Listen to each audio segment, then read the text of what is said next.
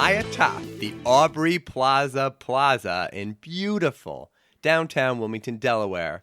We are the Podcast Pediatricians. I'm Rob Walter. And I'm Matt Gotthold. Check us out on iTunes, Spotify, YouTube, and a whole bunch of other places, as well as at podcastpediatricians.com. Robbo. Yes. Check it out. Just this morning in the New York Times, there's an entire piece on Aubrey Plaza's Wilmington. Oh. Yeah, she lets everybody know how much she loves the place. I think she calls it a magical little gem.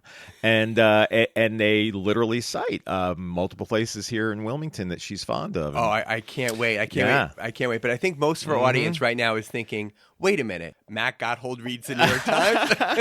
What do you think I am, dude? A Luddite? No. Now that Mad Magazine's defunct, like, what else am I going to read? Love right? Mad Magazine. So, Matt, it's been over 6 months we've done an episode, and it's the first time that people actually ask me if we had a next episode or if we were perhaps just done. But they didn't really ask me that they were hoping there would be new episodes. It's more like, oh, you guys finally done? Will you stop sending me email alerts now? Well, we're not going anywhere, anybody. You can give us a whole butt ton of money, and we'll just keep on podcasting. Well, wait, don't go overboard. We can be bought. So what's new in these last 6 months, Matty Ice? You bailed on Hot Topics Disney World again this year. Yeah, well, Disney World's not my fave anyway. Okay, it was a great time. We'll talk about some of the talks from there, but it has been a long 6 months. Let's highlights of things that have gone on. Kentucky Derby. I went to the Kentucky Derby. I know you sent me your fancy pants picture. Went on the Bourbon Trail. I appreciate a good double barrel whiskey. How about you? I'm not a horse guy really, but it was cool. Mm-hmm. Should we mention that the Phillies for much of those 6 months had the best record in all of baseball? But as we sit here, they're out. They had a classic collapse, kind of like the 2023 Eagles, or dare I say it, the 1964 Phillies. Dang, I mean, like, where did the bats go, right?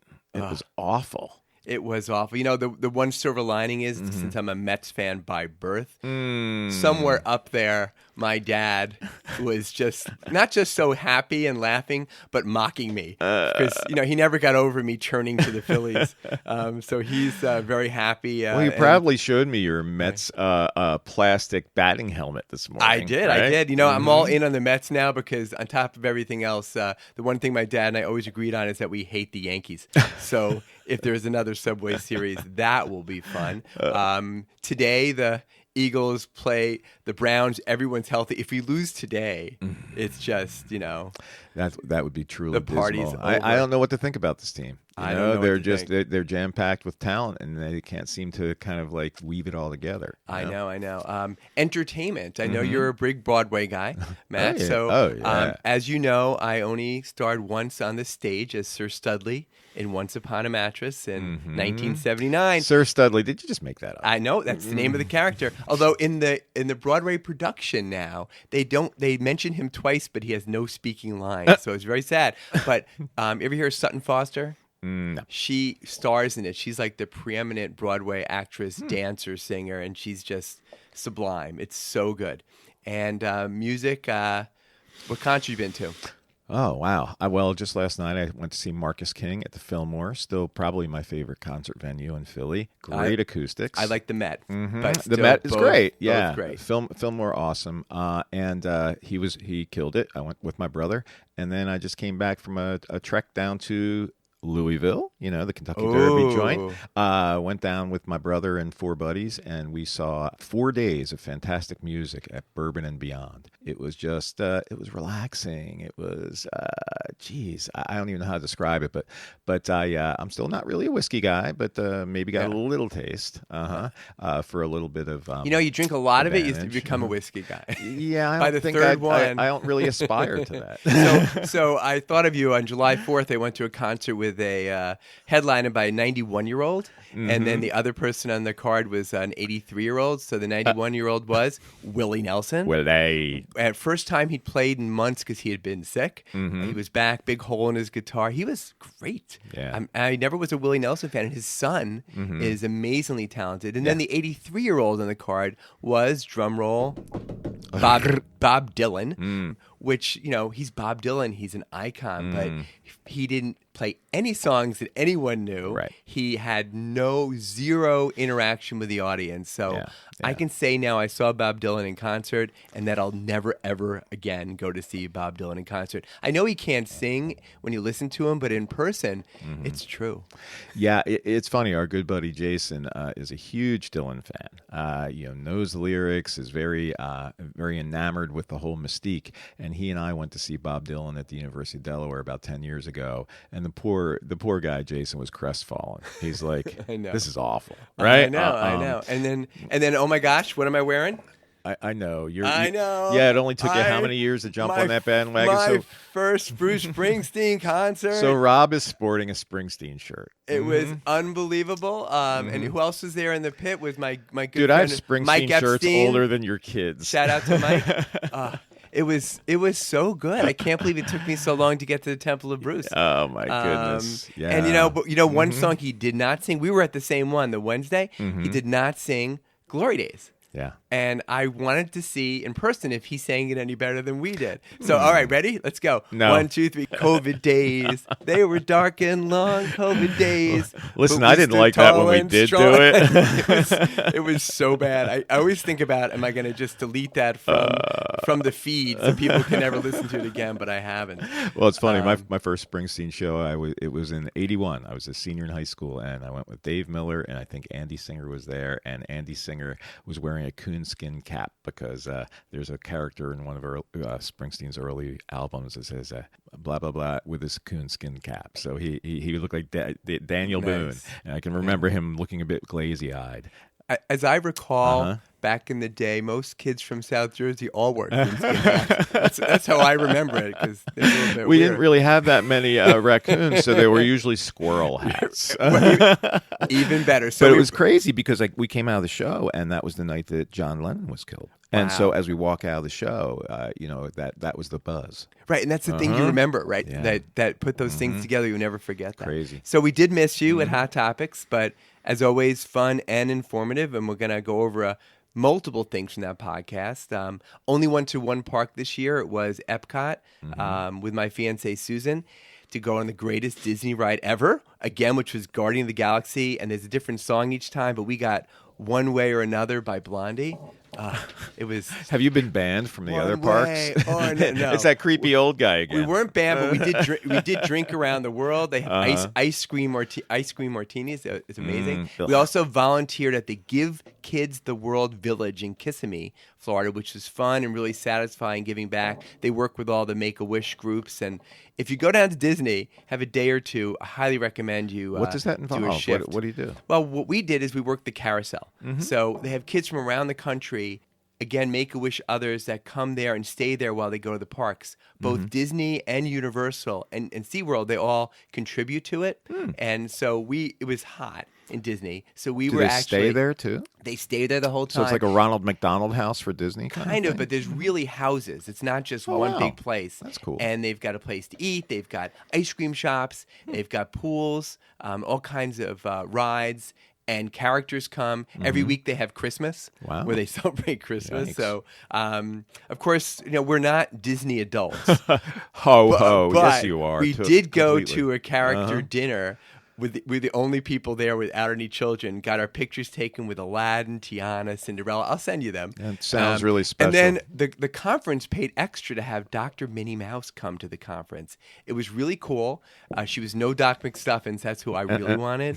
But you missed that. You missed Dr. Minnie Mouse. Yeah, you are. I can't speak for Susan, but you are a Disney adult. Yeah. All right. With the worst connotation. I know. I agree.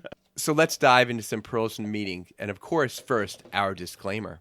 We are sharing our own personal opinions on pediatric care. Always talk to your own pediatric caregiver about your child. Pediatric caregivers should always consult expert guidelines and consider their own community's standards of care. Okay, let's cover some pediatric-y things that have been in the news over the last few months. The American Academy of Pediatrics released new evidence-based guidelines on ankylosing. We've been waiting for this forever. We have. Also known as tongue tie. And the guidelines spoke to ankylosing and its effect on breastfeeding, which has really been one of the big bugaboo hot topics that have been controversial. And although the causes of these difficulties are extensive, painful breastfeeding and breastfeeding difficulties are usually not due to tongue tie, according to these experts, which is not really a big shocker to Rob and I. No big shocker. As we've mentioned many times before on this podcast, a degree of tongue tie is relatively common. However, we as pediatricians are only concerned with symptomatic tongue tie in breastfeeding infants, meaning that the degree of the tongue tie is affecting the mechanics of the breastfeeding.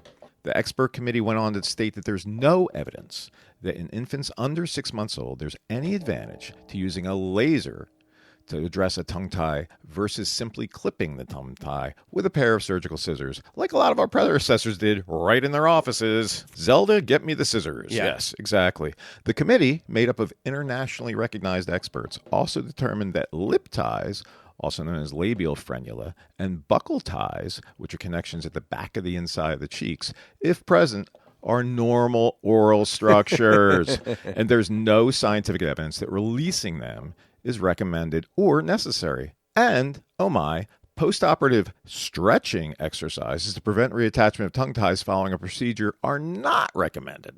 So nothing can substitute for the clinical experience of a competent lactation specialist working with the mom and baby and observing the latch and the mechanics of the breastfeeding and addressing any problematic aspects that would hinder breastfeeding. And yes, some tongue ties are severe enough to affect breastfeeding, and a small percentage of those tongue ties may be better approached using a laser rather than scissors, but that is not what is routine. Please, lactation consultants, do not send so many infants directly to laser dentists. In our area, that's been a major trend in these direct referrals, often with the same suite of offices as the lactation consultants. All right, Matt, it's going to shift to alcohol. Remember when it was reported years ago that moderate alcohol intake, specifically perhaps a glass of red wine a few days a week, may be beneficial from your health, and that scientific studies back this up? Remember that? I do. Well, it turns out the study designs were severely flawed. The control group of non-drinkers included people who had been really heavy drinkers and had to give up drinking because the heavy drinking was already causing problems, including health problems. So when this group was put in with the teetotalers and their health was compared to a group of social drinkers, the non-drinkers looked worse because it included so many of these previously heavy drinkers who had health problems. Oy. So not good. Yikes. The real story about alcohol is that there is no safe amount. Alcohol damages DNA. It's metabolized acetaldehyde and creates a lot of oxidative stress. The notion that some types of alcohol can protect your heart is actually bogus. Even low levels of alcohol increase the risk for high blood pressure and heart disease. And alcohol also increases the risk for many types of cancer, contributing to over 75,000 cancer cases a year in the U.S., which results in about 19,000 cancer deaths in the U.S. Wow. The types of cancer linked to alcohol include head and neck cancer, esophageal cancer, liver cancer, breast cancer, and colorectal cancers. And there's some evidence that alcohol may also contribute to an increased risk for prostate and pancreatic cancers. In general, over 5% of cancers in the U.S. are attributed to alcohol consumption. That's a lot of cancer. And, while some people call cigarettes cancer sticks, should we start calling alcohol cancer juice? Oh, wow. Not surprisingly, the alcohol industry is not happy with the new attention being paid to the health risks of any alcohol.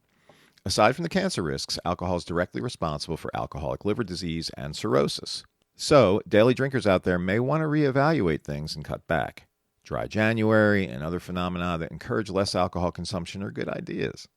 And I don't know about you, Matt, but when I talk about drugs with teens, I always ask, what is the most common and dangerous drug over the course of a lifetime?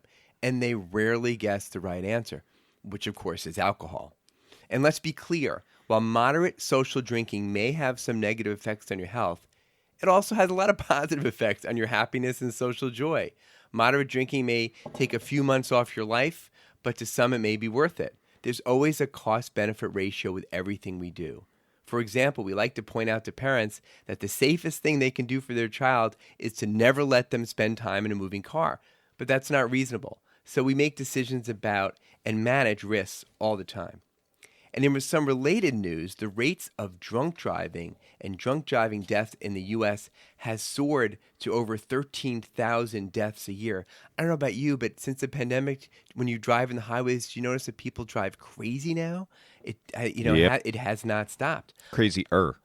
Yes. I was surprised to learn that the 0.08% blood alcohol content BAC level that is considered legally intoxicated in this country is way higher than in most of the rest of the developed world. Most countries consider a BAC of 0.05% or more to indicate intoxication. Recently, the state of Utah decreased the legal level of blood alcohol to 0.05%, and fatal car crashes in Utah dropped by 20%. Not surprisingly, a major group lobbying against decreasing the limit to 0.05% is, wait for it, the hospitality industry, fearing that this legal level would hurt restaurants and bars. But as it turns out, that did not happen in any of the other countries or the U.S. state that decreased the BAC to 0.05%. Interesting. Okay, now let's turn to the Hot Topics Conference and to some of the top pediatric papers of the year that were reviewed. A study from Pediatrics in January of 2024 spoke to the trend of severe obesity in children ages 2 to 4 years old between 2010 and 2019. It was not a surprise, but the number of severely obese children in this age group, 2 to 4 years old, was up to 2%. Unfortunately, this increase reverses what had been years of decline in severe obesity in this age group. And remember, this time period, 2010 to 2019, was before the COVID pandemic. A second paper that discussed the topic of pediatric obesity was titled The Outcome of Motivational Interviewing to Reduce BMI in Primary Care Practices, and was published in February of 2024. In this study, 3 to 11-year-olds with obesity and their families participated in intensive motivational interviewing. This approach, intensive motivational interviewing, has to date been the only known strategy that has had any significant positive effects on addressing obesity in children under the age of 6 years old, according to the new 2023 AAP obesity guidelines. The intervention included a total of 4 clinical sessions with the family in person and 6 dietitian-led phone discussions. Also included were text messages and parent handouts. Guess what the results showed, Robbo? Well, I hope that it helped with all his intensive intervention, but I fear that it made no difference at all. Wrong and wrong. Well, The intervention group actually gained significant weight compared to the controls, so that wasn't good. But we should mention that the degree of motivational interviewing done was not the full 26 hours recommended by the AAP. Nonetheless, it was a good number of hours. This type of study simply confirms what we pediatric caregivers already know. The problem of pediatric obesity is complicated and daunting. This is especially true when the child's caregivers are also obese. We need to be careful to communicate the ideals of improved nutrition and exercise in a way that does not backfire.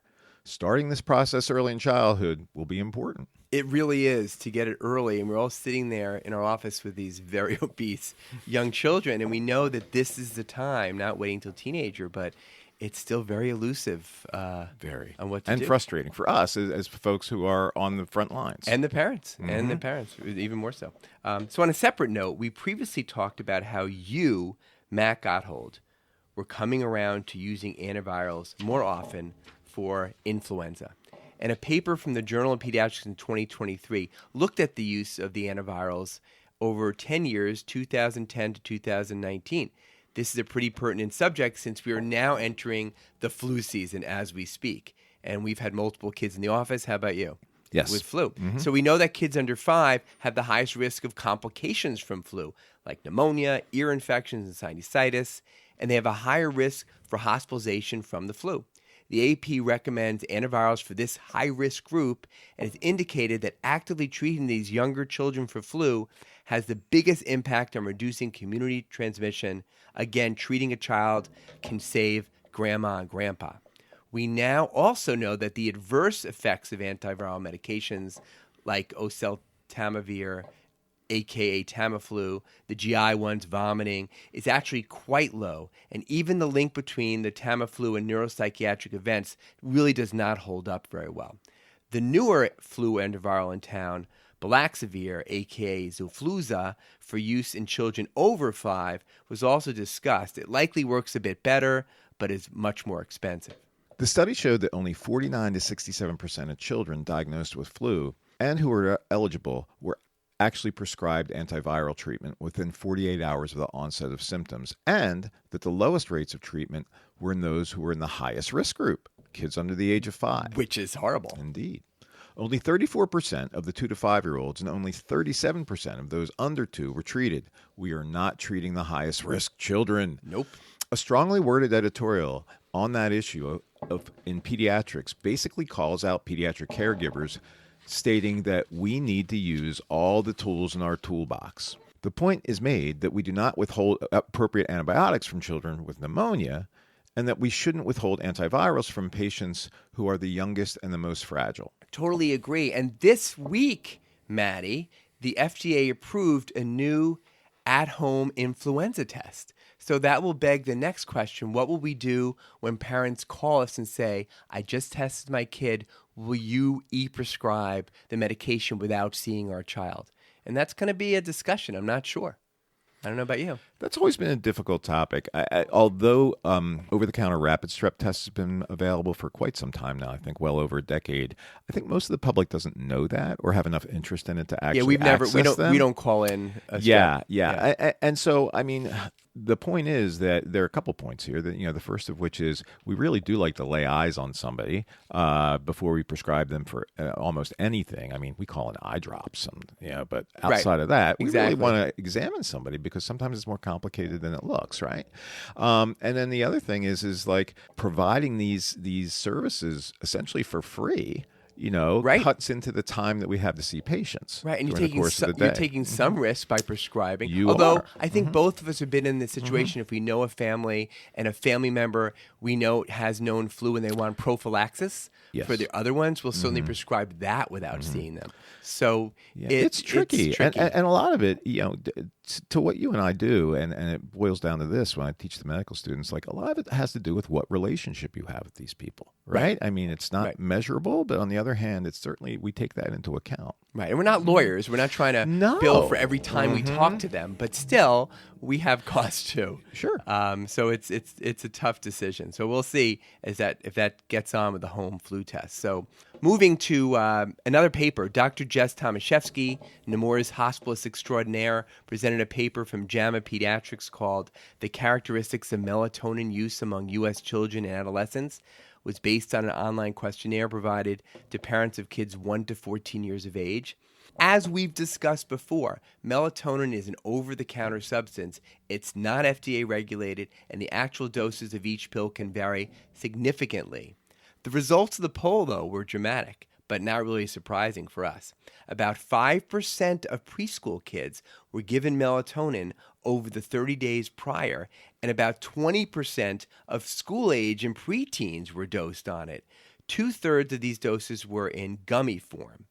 And according to the paper, these kids were given melatonin for a pretty long time. The average duration of use for a preschooler was about 18 months, and the average for preteens was 21 months.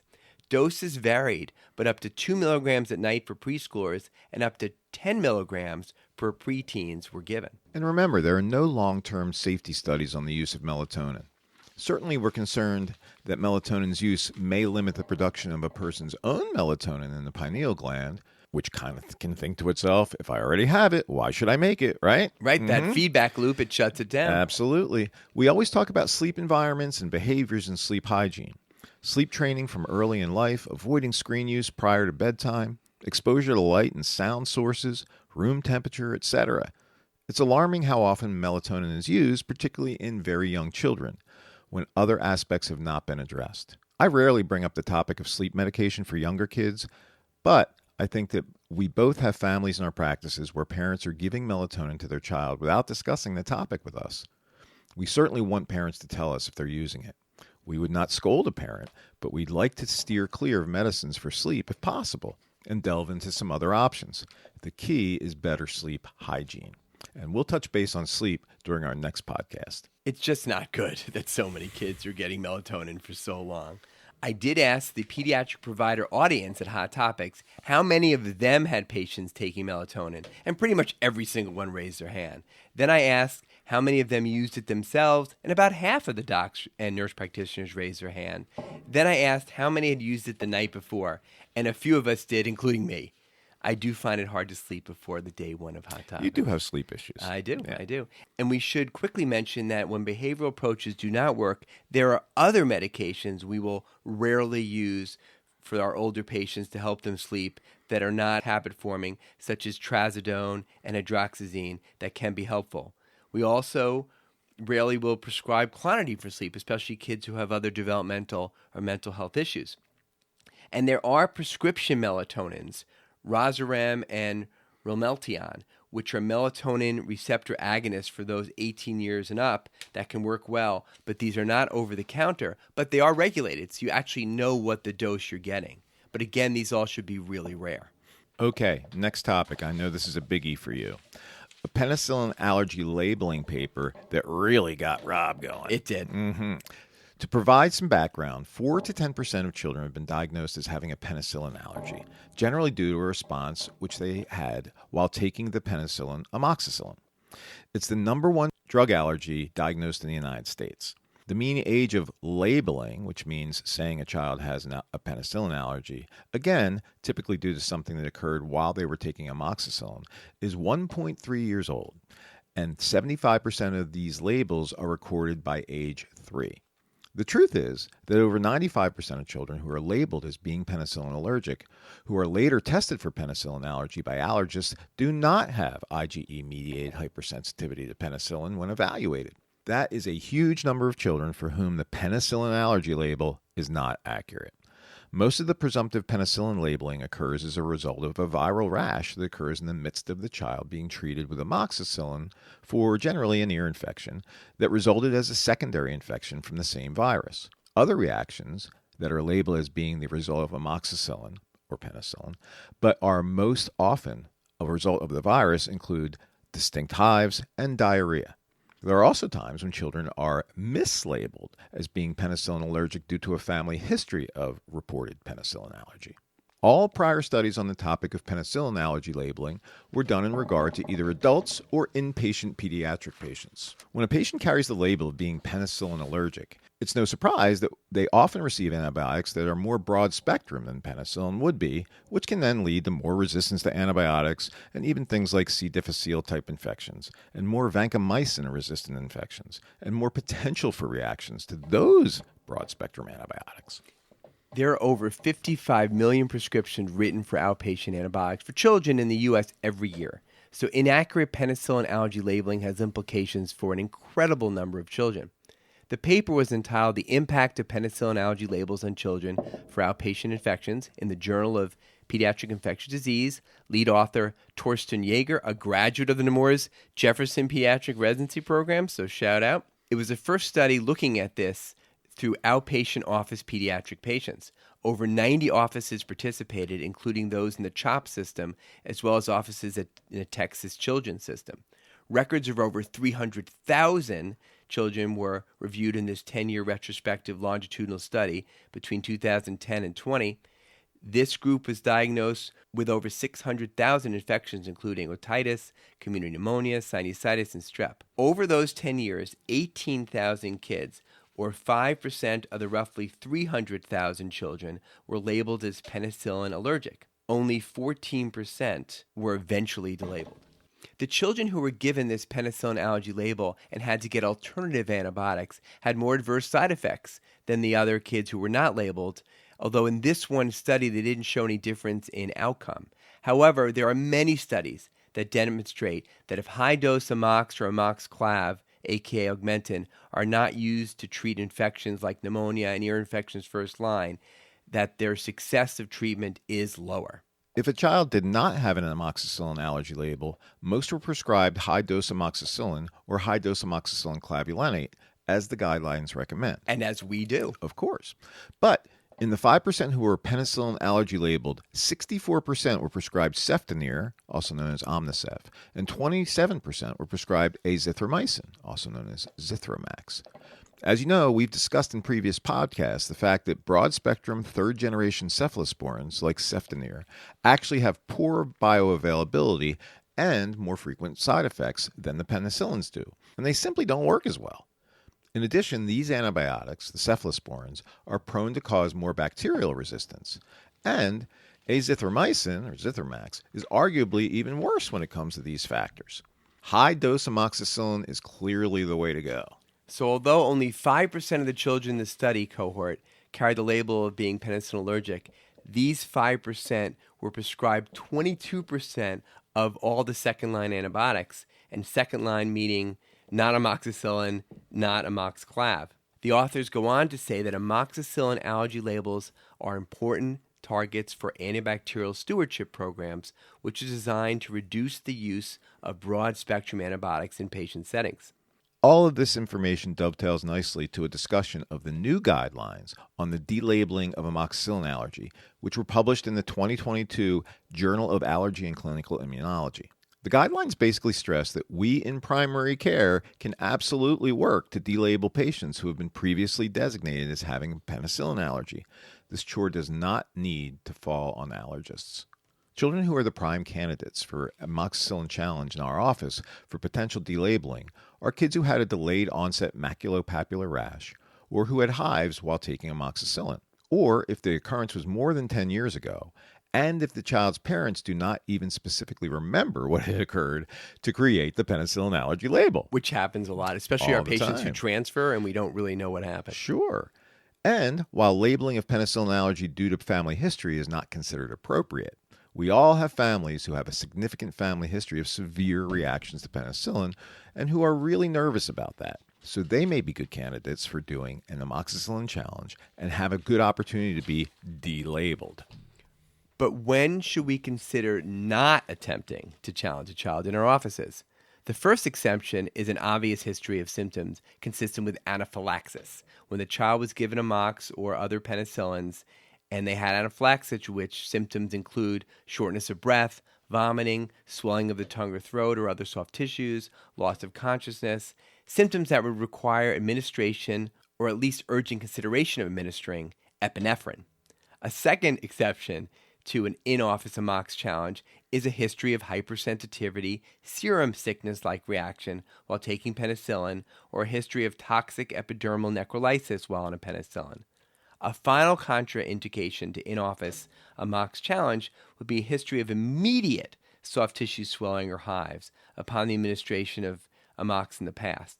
Of special note is that hives experienced after the first day or after multiple hours really is not a contraindication. Of course, some of the cases of presumed penicillin allergy may still be served best by referral to an allergist to consider testing if there's other factors that we're not comfortable with.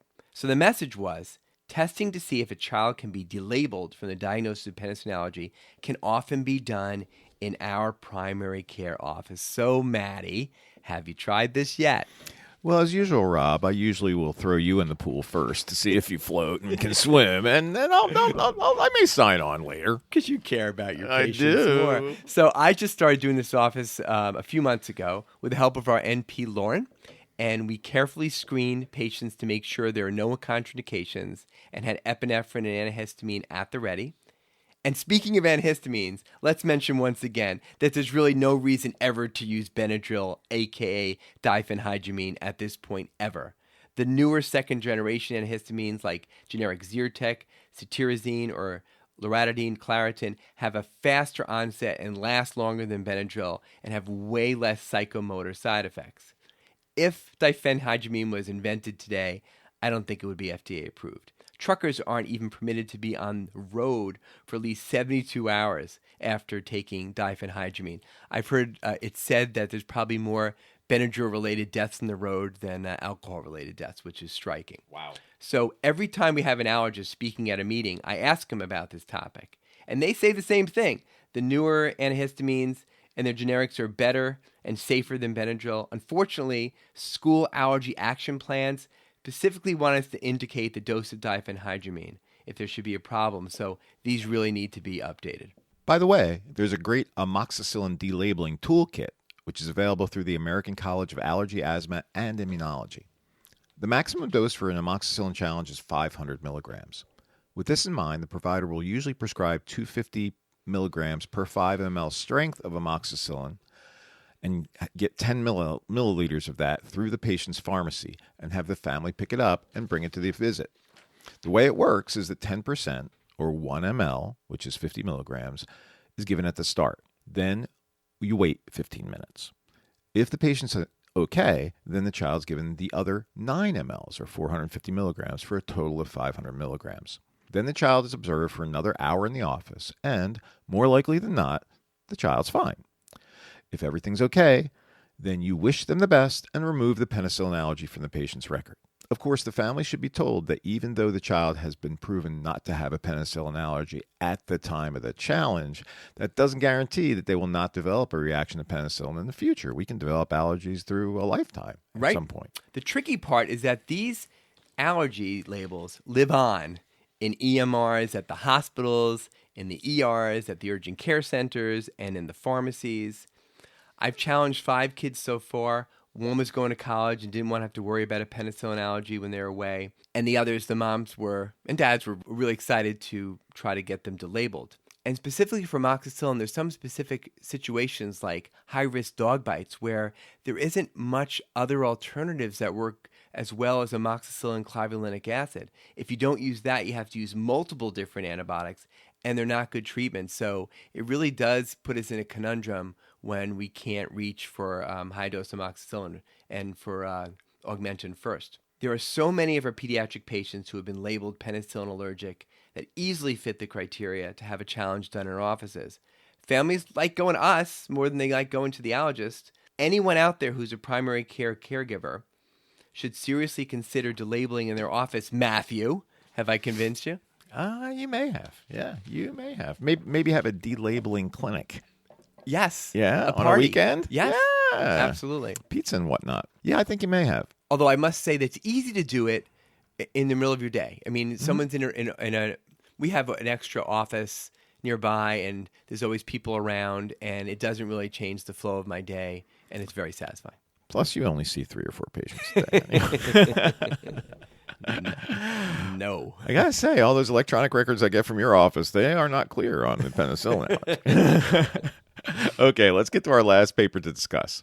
This one was about treating kids who have multiple food allergies. We know that food allergies affect 8% of kids and 10% of adults in the U.S., approximately 35 million Americans. And the rate of food-induced anaphylaxis has been increasing. The only thing that we usually offer these children and their families is advice to stay away from the foods to which they are sensitive and to carry an epinephrine injector at all times. Or maybe now an epinephrine nasal spray that's recently been approved by the FDA that may soon be an option. The epinephrine spray is called Neffy. Amorphous toy. I love that name. It's my Neffy. Oh my goodness! I heard that. I'm like, really? Yikes! I'm sure it's going to be linked to some, abhorrent druggy use in the streets at some point. I know, but it's brilliant compared to the stupid names they come up with now. Yeah. It's just called Neffy. See a rapper named Neffy MC. Yeah.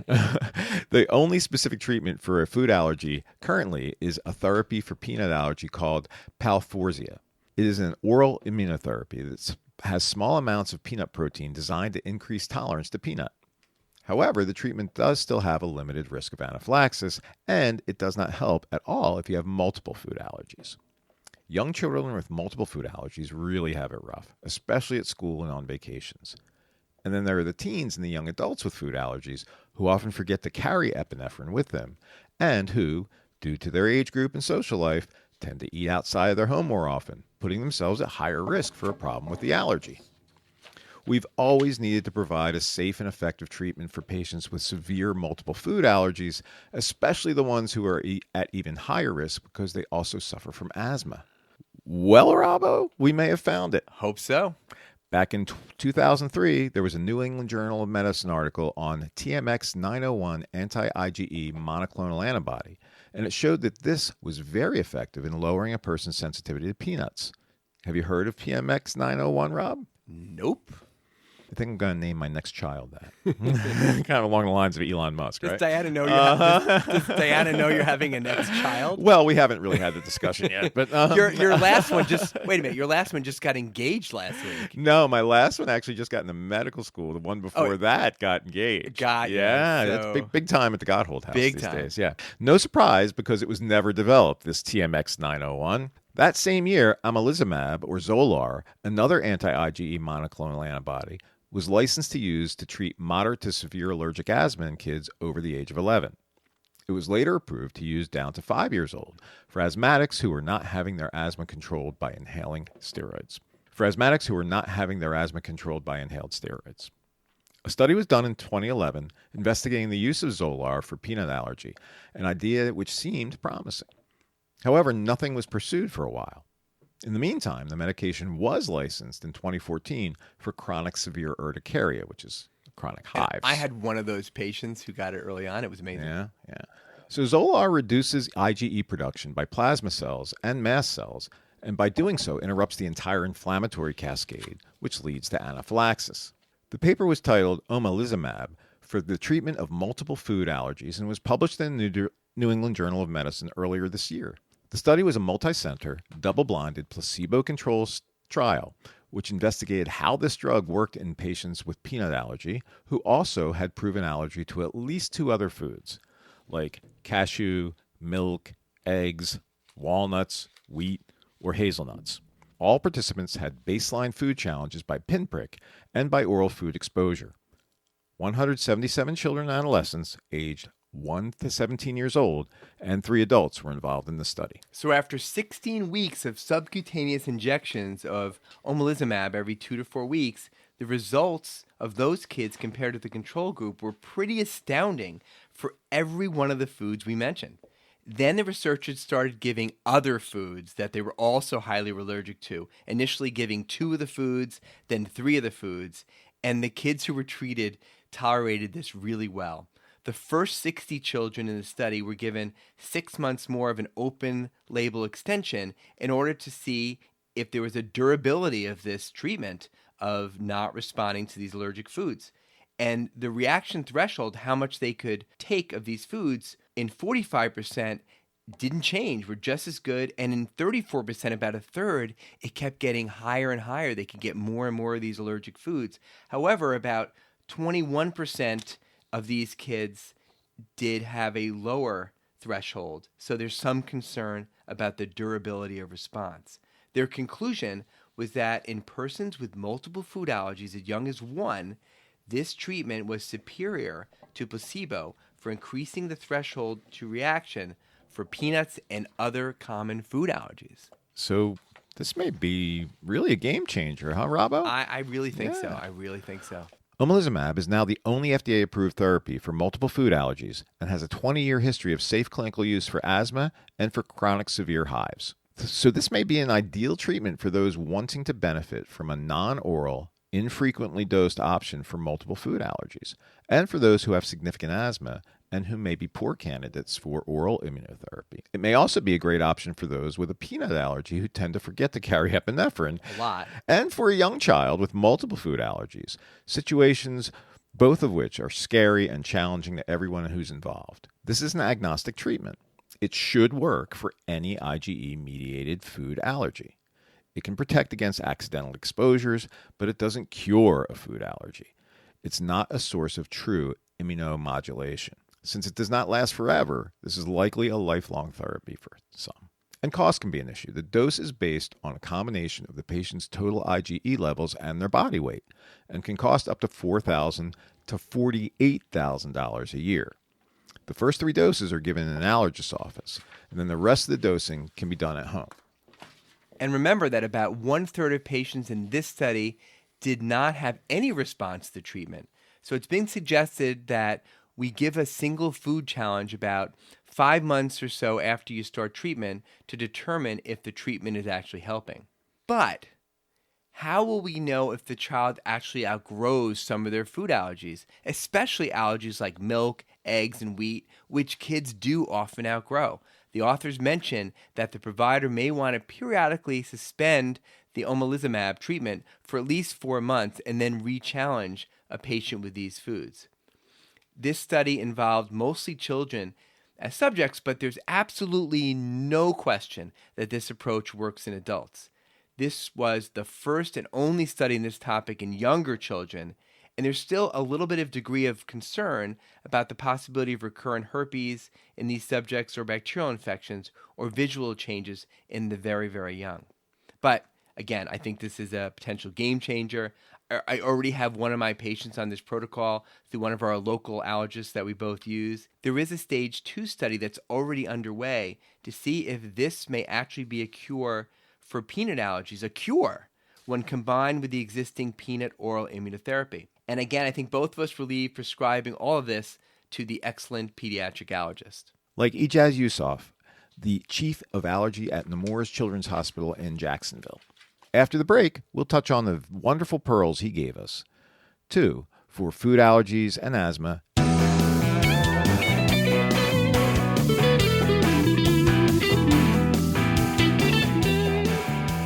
True allergies to foods or antibiotics are IgE-mediated reactions to foods or drugs, but a sensitivity can just mean that the allergens have contacted the mast cells and that's reacted. So a positive skin test may not mean that you actually have an allergy. In the same vein, positive IgE antibody screens on blood tests for foods may not mean a true allergy. A false positive result is especially common if a child tends to be a very allergic kid and overall has a very high baseline total IgE level. Right, so if your IgA is off the scale, right, everything else will be light elevated, up all over the place. But it doesn't mean they're a true allergist. A truly allergic person is always sensitive, but a sensitive person may not necessarily have a true allergy. So, if one only takes into account a positive skin prick test or a positive IgE blood test to diagnose a food allergy, there will potentially be quite a few false positives, and many children will be misdiagnosed as having a food allergy. IgE-mediated food allergy diagnosis is made clinically in combination with these tests, but is not based on these tests alone. In-office food challenges and other more specialized blood tests play key roles in this diagnosis. Food allergies rarely present with chronic hives, chronic congestion, or coughing, or headaches, or behavioral issues. So if there's a positive result for a certain food's pinprick or an elevated food-specific IgE level, it does not necessarily mean that there's a food allergy, especially if there's no history of a reaction to that food. This is the reason that willy-nilly food allergy panels are not recommended. In addition, there can be significant cross-reactivity of food IgE levels in children who also have spring allergies, especially those who are allergic to birch pollen, which can cross-react with many fruits, like peaches, apples, and cherries, and with vegetables, like celery, and with certain nuts and spices. Also, those with ragweed allergies can have cross-reactivity with foods like bananas, honeydew, watermelon, zucchini, cucumber, and kiwi. These kids will often have oral allergy syndrome or food pollen syndrome, with their symptoms involving a rash and or tingling around the mouth, but no worrisome serious side effects otherwise. And speaking of kiwi, Bobby. Yes? Do you know that kiwi is being touted as a wonder food for constipation? I have heard that, and Dr. DiLorenzo will mention that when we go over his talk in the next couple of podcasts. But the other one is bite-sized prunes. I've got 3 canisters downstairs, Maddie, if you want to That's TMI, dude. Have some bite-sized prunes. For God's sake, never, never, never, and never order IgG testing for food allergies. It's completely worthless. I'm not sure why insurance companies even pay for that testing, but it can mistakenly lead to many kids being put on very restrictive diets by folks who don't know what they're doing, and that could potentially cause malnutrition based on a test that is completely bogus. So you've stopped doing it. I wanted it to be for yeah. There has been something new in food allergy testing over the past decade or so. These are the allergy component tests for foods, which have the ability to identify the specific proteins in that food that are the source of the allergy. For instance, there may be a generally elevated IgE level for peanut protein in someone who tests positive for peanut allergy, But if a component test is done for the multiple separate proteins in peanuts, that can show the degree of sensitivity to each ARA protein. If the results of the component test, for example, show that the ARA8 protein peanuts is elevated, this finding is associated with just the oral allergy syndrome, meaning ingesting peanuts can give you a local reaction around the mouth, but there's nothing to worry about in reference to serious life-threatening responses. But if the ARA2 protein component is elevated, it means there is a high risk for anaphylaxis. Same thing for egg allergies. If the GLD-D1 ovomucoid protein is elevated, it means there's likely a persistent and relatively severe egg allergy present in the patient. But if it's not elevated, it's unlikely that a reaction down the line would be severe and persistent. This can be very helpful both practically and clinically. So I did ask Dr. Youssef if we, as primary pediatric caregivers, should be ordering these component tests ourselves. And he said certainly we could if we're well-versed in the subject, but after looking everything over, I think I'll leave that to the allergist. How about you? Yeah, probably. I'll do. I already do order the peanut ones. The component ones? Yeah. Oh, you're ahead of me. Uh-huh. Okay. Wait, Shocker. What do you write down? I actually write it in. There is a code, like LabCorp has a code. Right. And it just says peanut allergy component panel. Component panel. Okay. Okay. Good to know. All right. Dr. Youssef also presented the very sobering case of a 4-year-old child with peanut allergy and severe asthma who was exposed to peanut and then given both antihistamines and oral steroids in the ER, but not given epinephrine, who then went home and rapidly deteriorated and returned to the ER and subsequently died within 8 hours. The point that Dr. Youssef was making here was that food allergies can serve as an early marker for the risk of increased asthma morbidity and mortality, even if the child outgrows these food allergies. So, in a child with asthma and food allergies, you need to be extra vigilant and perhaps even more aggressive with epinephrine use and early asthma treatment. If there's a reaction to a food, especially if the child has asthma, give that epi. People are so hesitant to give epinephrine, and it really is a very, very safe medication to use. Absolutely, and there also can be a biphasic for some foods. So if you give it, What's you a may need biphasic, Rob? A biphasic reaction is a number of hours later, the symptoms can come back. So you have to give the second epi. That's why we always give a twin pack. And for gosh sakes, if you do end up giving epinephrine, go to the ER. Anybody who gets an epinephrine, I say, if you haven't already, get to the ER. You want someone to watch you for a while in an ER setting and not just stay at home. I don't know about you, but that's my rule of thumb. I just told him to go over to your office. No. And pretty soon maybe we'll have epinephrine. Neffy. Oh, my God. So it's soft, it's cuddly. Even if you give it Neffy, then go to the ER. Probably in a pastel color. Yeah. Yes.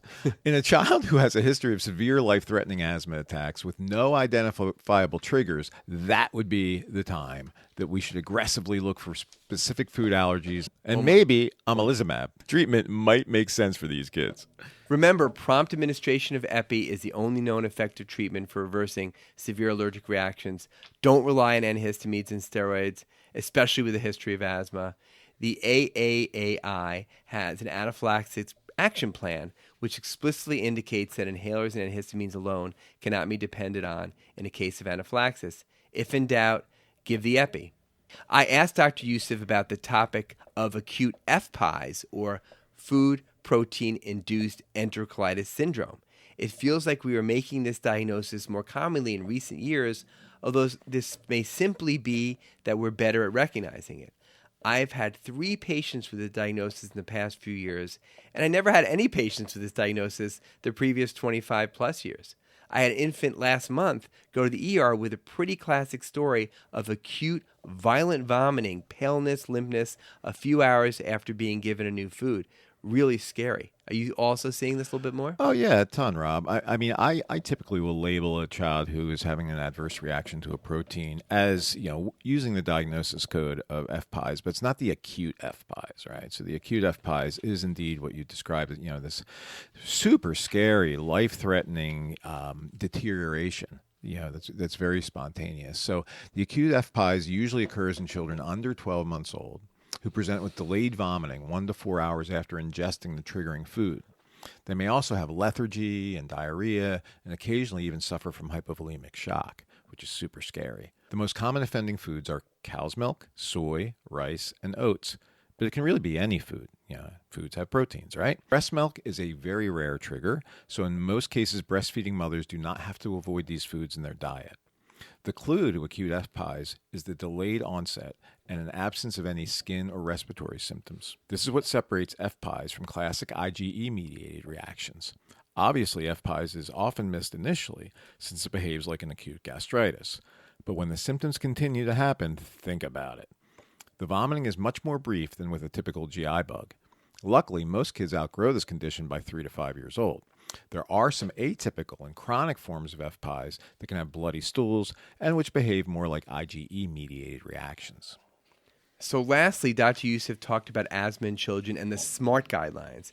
He stressed that asthma can be diagnosed in children at any age, even in infants, and suggested that we not shy away from this diagnosis of asthma just because a child's under age 1.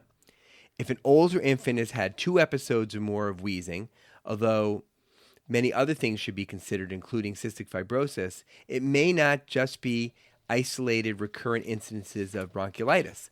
Think asthma. I've had a couple older infants like this fall, and they responded well to consistent use of inhaled corticosteroids. Have you had any like that? Yeah, and it is tough, like you say, but he's encouraging us to be more aggressive with the diagnosis. In the past, and I don't want to speak for you, but when somebody's had an acute illness and it has caused some residual inflammation, and then they catch the next one, and they catch the next one, it seems that they'll wheeze that entire season, and then for some of these kids, they never wheeze again. But right. I think we like so many things in asthma, right. You're kind of guilty till proven innocent, right? But back in the day, I remember we used to kind of be told or thought that if you're under a year, bronchiolitis, if over a year, kind of asthma, and that really isn't No, that doesn't true. hold water. Asthma that is undiagnosed over and over is twice as common in urban adolescents and in women and in Asian Americans.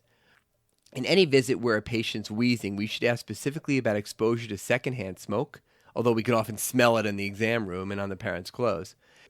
Dr. Youssef mentioned, and we cannot agree more, that the history of the cough is often the key to the diagnosis, even if the child isn't wheezing and having significant symptoms at the visit.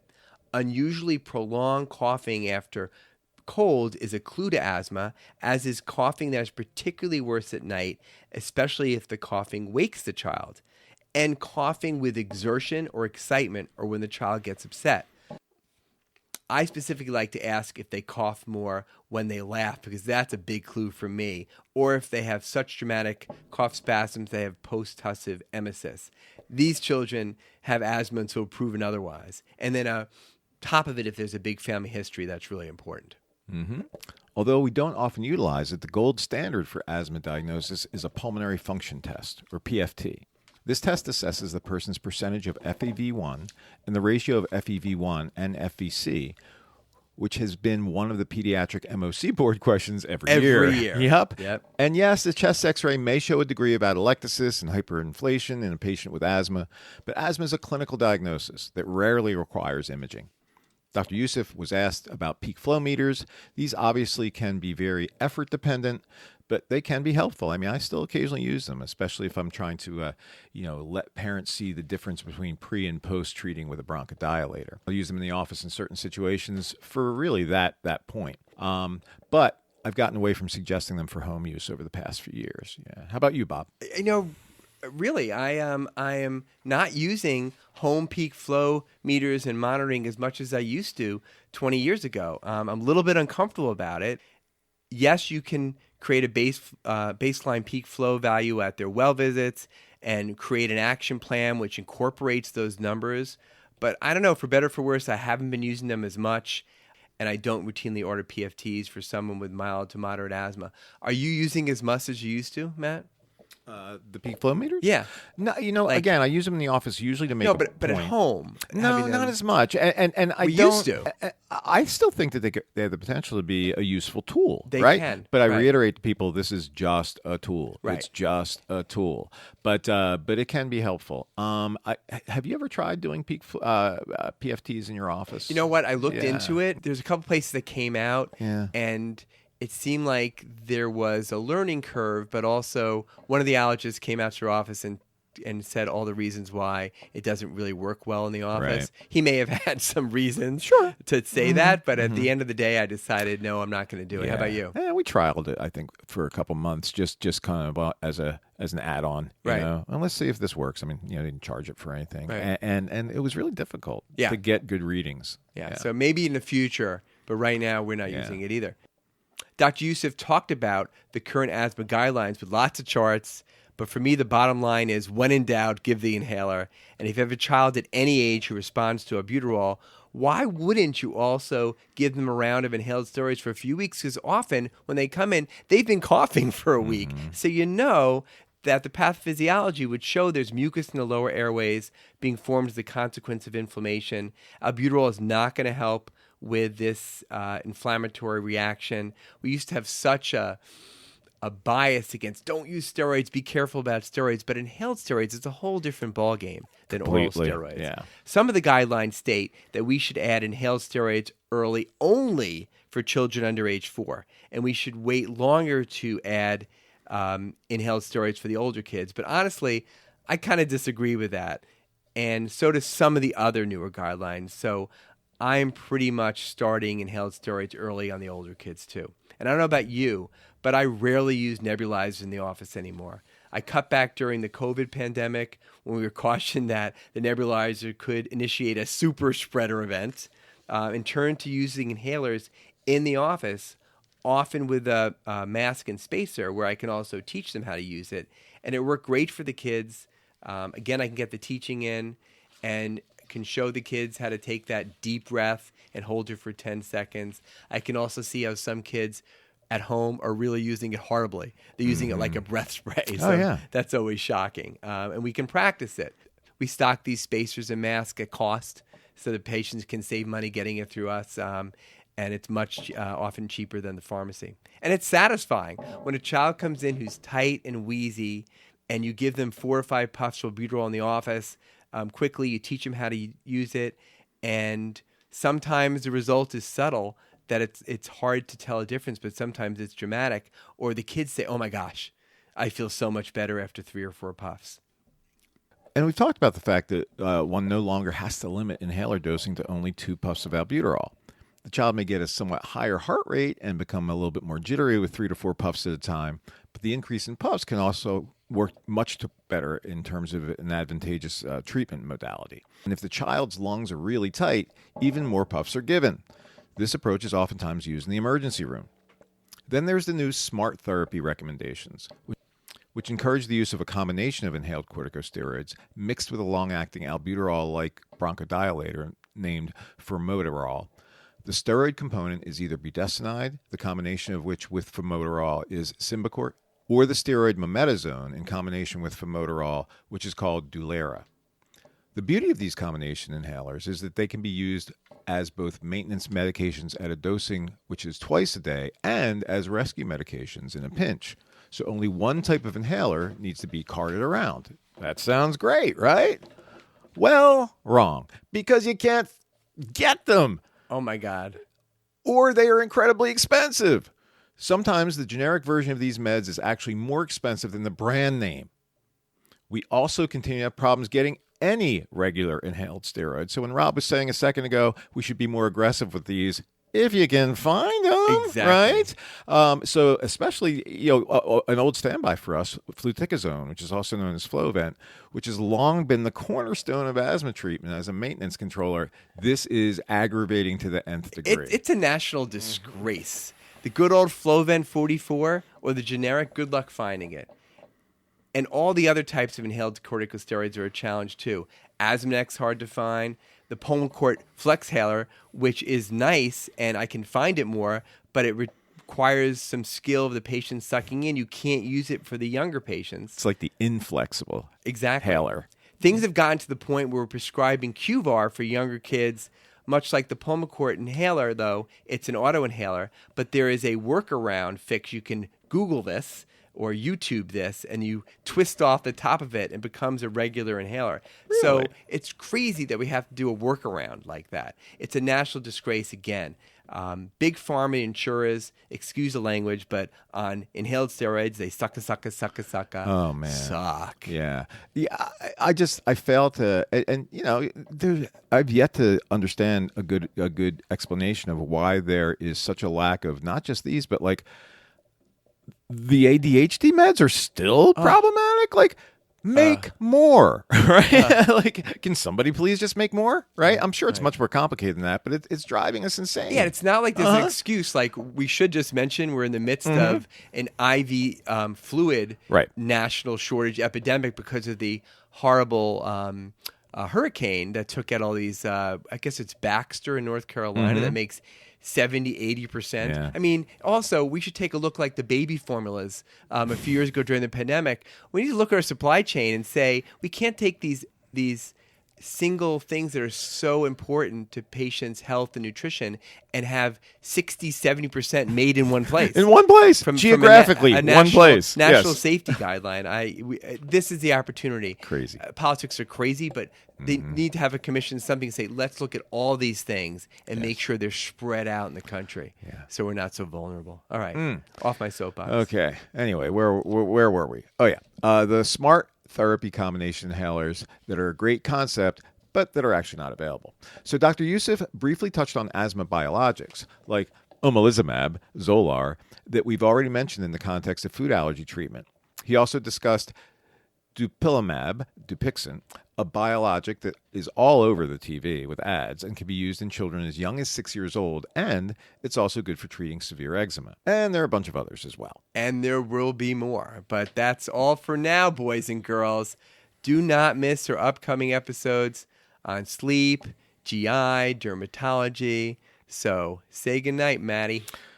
Good night, Moon. I don't know if you guys have missed us, but we've missed you. We have.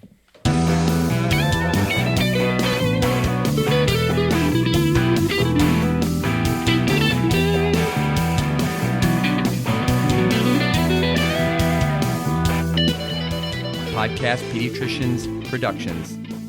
All rights reserved.